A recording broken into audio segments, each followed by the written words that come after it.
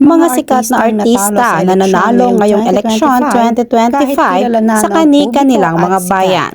Para sa pagiging congressman, Richard Gomez sa 4th District ng Leyte, Arjo Atayde para sa 1st District ng Quezon City, at Jolo Revilla para sa 1st District ng Cavite.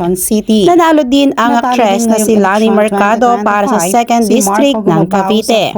Nanalo din ang star for all season na si Vilma Santos sa pagbabalik niya bilang governor ng Batangas. Nanalo din si Isko Moreno sa pagka-mayor ng Maynila. Lucy Torres Gomez bilang mayor ng Ormoc City, Leyte. Angelica de la Cruz bilang vice mayor sa Malabon City. Natalo din si Aramina bilang konsehala sa District 2 ng Pasig City kahit na tuloy-tuloy ang kampanya.